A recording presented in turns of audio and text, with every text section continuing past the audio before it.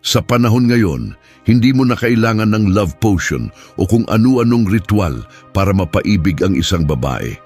Isang simpleng chat na may tamang timpla ng karisma, emosyon at misteryo ay pwedeng maging parang gayuma.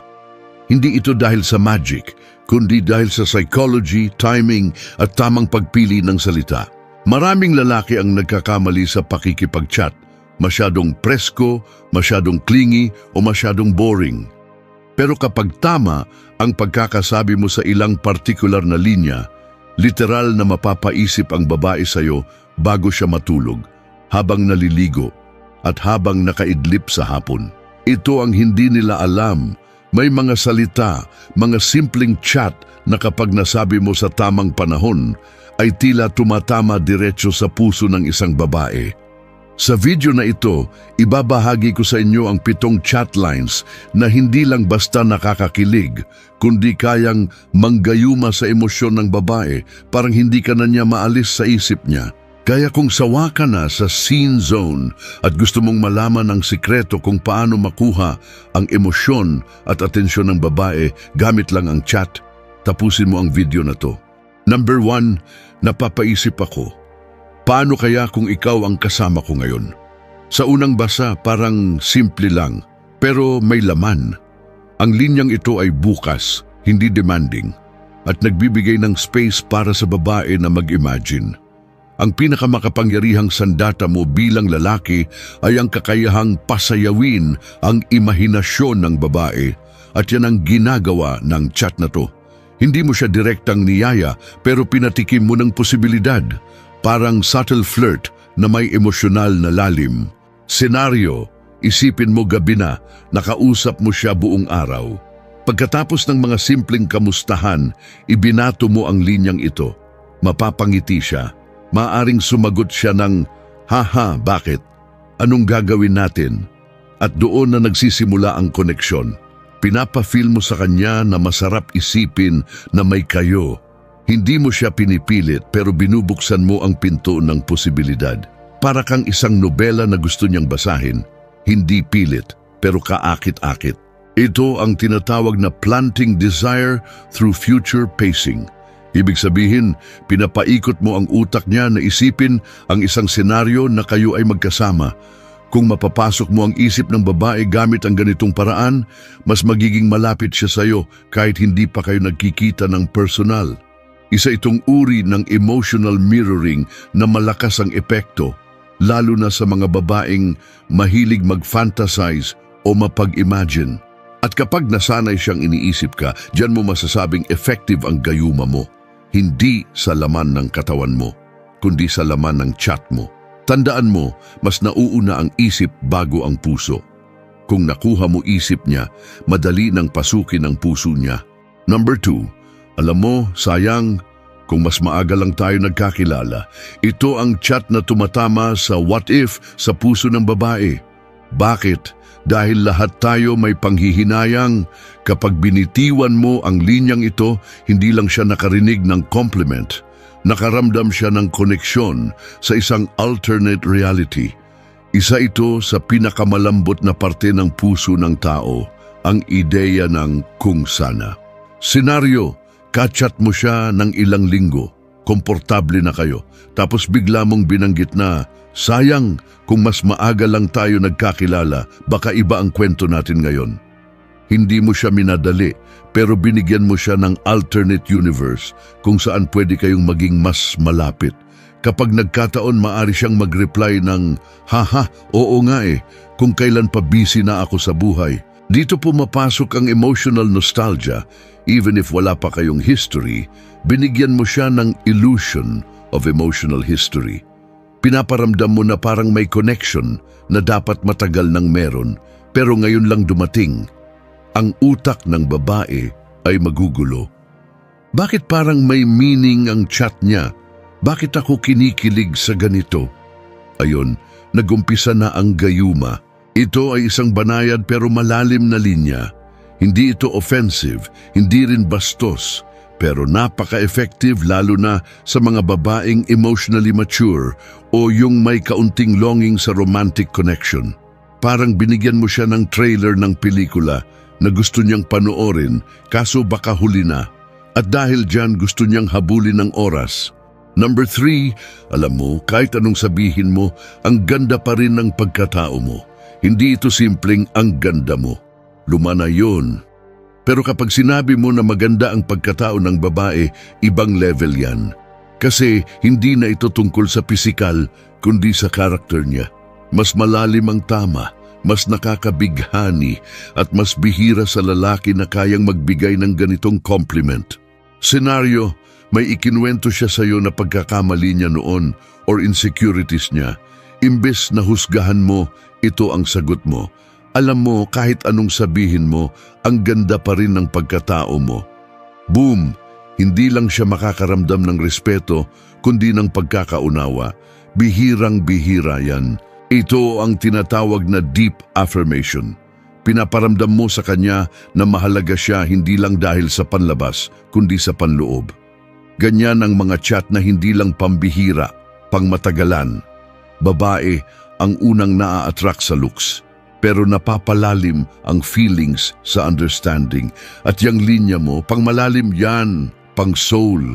Kapag may lalaking kayang umintindi at hindi lang humanga sa itsura kundi sa buong pagkatao niya, ibang klaseng koneksyon ang nabubuo. Dito pumapasok ang emotional safety na napaka-importante sa mga babae. Hindi ka lang nakaka-in love, nagiging safe zone ka pa niya. Number 4, ang sarap mong kausap, parang hindi ko na gustong matapos tong gabi. Isa itong linya na nagpaparamdam ng genuine connection. Walang halong landi o buladas, just presence. Sa sobrang dami ng lalaking nagmamadali sa chat, ang isang lalaking kayang mag-slow down at mag-appreciate ng moment ay parang oasis sa disyerto ng pangungulit. Senaryo, after hours of deep convo or kahit simpleng kulitan, it's 11 p.m. Instead na i-end mo na, binigkas mo tong linya. Hindi mo siya pinipilit magstay, pero pinaparamdam mong mahalaga ang oras niyong dalawa. Emotionally intimate, hindi bastos, pero may konting kilig. Ito ang triggers moment reinforcement. Pinapaulit-ulit sa isip niya na mahalaga ang oras niyong dalawa. Gusto niyang maulit, gusto niyang maramdaman ulit yung moment na parang ikaw lang ang nakikinig sa kanya. Ang epekto, hinahanap-hanap ka niya. Ito ang chat na parang yakap sa kaluluwa. Hindi siya flashy pero emotionally magnetic. Lalo na sa mga babaeng pagod na sa lalaking puro pa-cute o pabibo. Kapag kaya mong maging present, ikaw ang lalaki na hindi lang gusto nila, kailangan pa nila. Number 5, seryoso, gusto ko lang malaman mo na hindi ko minamaliit yung mga pinagdadaanan mo. Ito na marahil ang pinaka-underrated na linya pero pinaka-makapangyarihan emotionally. Sa dami ng taong gustong magsalita, iilan lang ang gustong makinig. At sa panahon ngayon, ang lalaki na marunong makinig ay parang isang bihirang hiyas. Senaryo, may sinabi siya sa'yo, problemang pampamilya, stress sa school, pressure sa work, hindi mo siya kinontra, hindi mo rin minadali. Sinabi mo lang na gusto ko lang malaman mo na hindi ko minamaliit yung mga pinagdadaanan mo. Mararamdaman niya agad na naiintindihan mo siya. Ito ang emotional validation.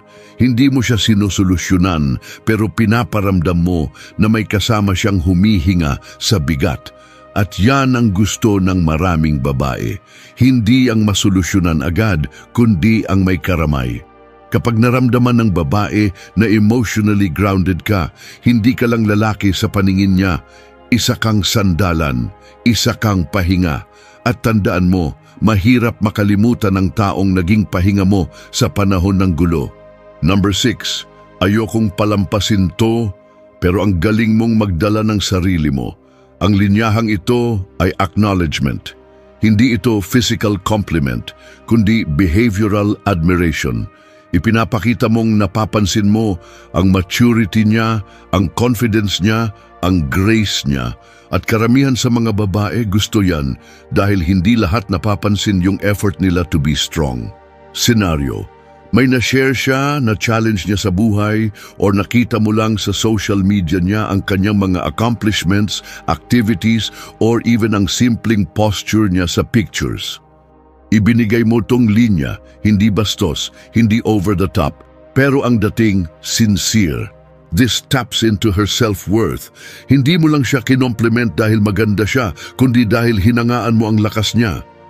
Kapag pinuri mo ang pagkatao ng babae, you're not just being romantic, you're being rare. At sa dami ng lalaking puro sexy mo at pahingipik, ikaw ang lalaking nagsabing, ang galing mong magdala ng sarili mo. Guess what? Ikaw ang hindi niya makakalimutan. Number 7, hindi ko alam kung bakit pero parang ang gaan mo sa pakiramdam. Powerful ang linyahang ito, walang dahilan, walang analysis, pero ramdam. At karamihan sa babae, gusto yung feeling na hindi sila kailangang i-explain para mahalin. Gusto nila yung presence na hindi nagpapaliwanag pero nagmamahal.